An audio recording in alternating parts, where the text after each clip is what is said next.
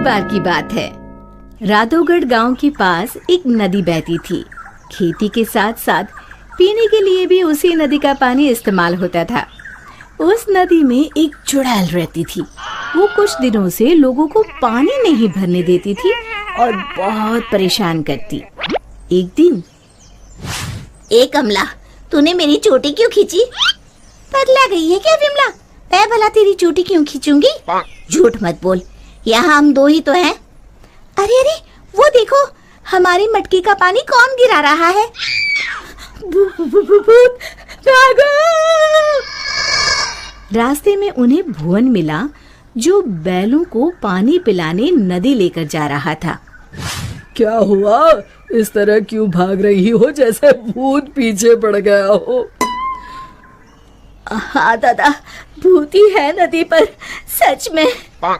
भग, मैं ही मिला चुहल करने के लिए।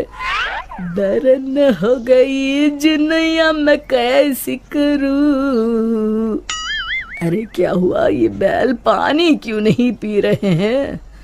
और अरे मेरी धोती कौन खींच रहा है? कहीं भूत भागो रे!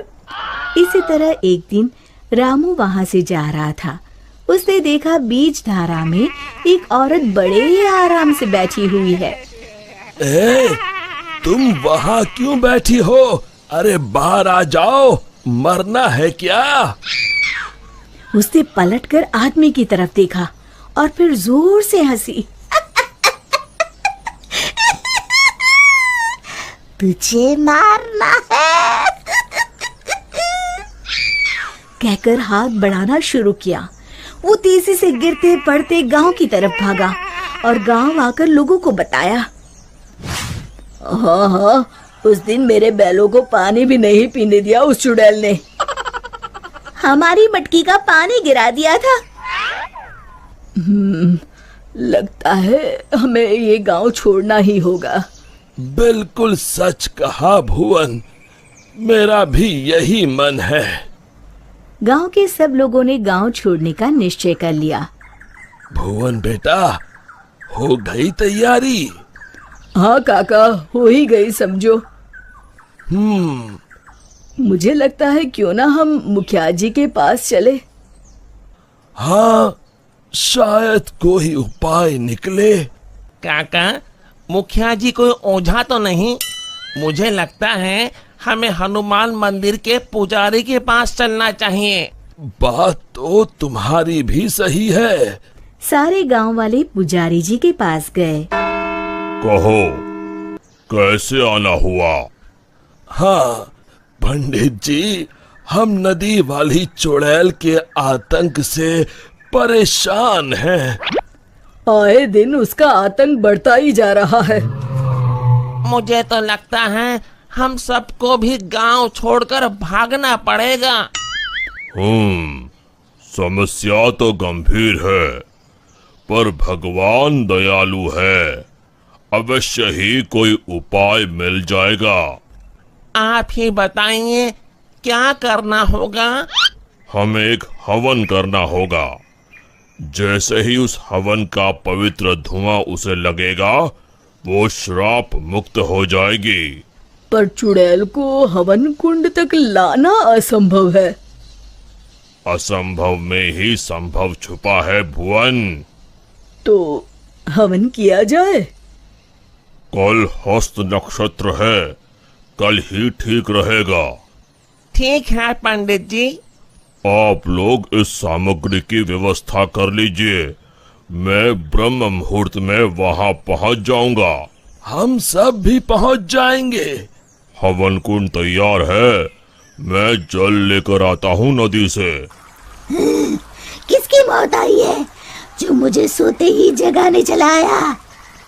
चुड़ैल जी, आप सोइए, मैं तो पूजा के लिए जल लेने आया हूँ। ये नदी मेरी है, इसका पानी भी मेरा, समझे? और हाँ, अपनी अकल को प्रसाद के जैसे बांटना बंद करो, समझे? पर क्यों चुड़ैल जी? क्योंकि मैंने ऐसे कहा। अब चुप, एकदम चुप। चुड़ैल जी, क्यों ना एक शर्त लगाई जाए। जो हारेगा उसे दूसरे की बात माननी पड़ेगी।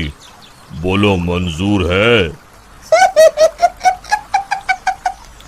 तुम साधारण गांव वाले मुझ जैसी ताकतवर चुड़ैल से शर्त लगाओगे? तो चलो। चुड़ैल जी, पहले शर्त सुन तो लो। जितना तो मुझे ही है, फिर भी बता ही दो। अभी हम यहाँ नदी पर हवन पूजन कर रहे हैं, आपको उसमें आना होगा। उसके बाद हम सब गांव छोड़कर चले जाएंगे। और नहीं आई तो ऐसे ही रोज तुम्हारी नींद में खलल डालेंगे। ठीक है, पर मेरी एक शर्त है, मुझे कोई मंत्र सुनाई नहीं देना चाहिए। मैं पूजा में भाग नहीं लूंगी। ठीक है चुड़ैल जी, आप बस वहाँ बैठिएगा। चलो। गांव वाले चुड़ैल को देखकर डर गए, पर पुजारी जी ने इशारा किया तो वो शांत होकर बैठ गए। जैसे ही पंडित जी ने आखिरी आहुति आग में डाली और धुआं चुड़ैल की तरफ गया, वो जलने लगी और जोर जोर से चीखने लगी। बचाओ, मैं जल रही हूँ, बचाओ, कोई बचाओ, मैं सबको खा जाऊंगी, किसी को नहीं छोड़ूंगी, बचाओ। धीरे धीरे उसकी आवाज शांत हो गई। सब लोग सोच रहे थे कि चुड़ैल जलकर राख हो जाएगी, पर ये क्या? उस डरावनी चुड़ैल की जगह पर एक खूबसूरत परी खड़ी थी। वो मुस्कुराते हुए बोली, मैं एक परी हूँ। एक शाप के कारण मुझे चुड़ैल बनना पड़ा। आज आपके कारण मैं शाप मुक्त हो गई हूँ। अब मैं परी लोग जाऊंगी। उससे पहले एक वरदान देना चाहती हूँ। मांगो, क्या मांगते हो? अगर कुछ देना है तो ऐसा वरदान दो कि इस नदी का पानी कभी न सूखे। तथास्तु, कहकर परी उड़ गई। फिर सब खुशी खुशी रहने लगे। शिक्षा, समस्या की जड़ तक पहुंचे बिना हार नहीं मानना चाहिए।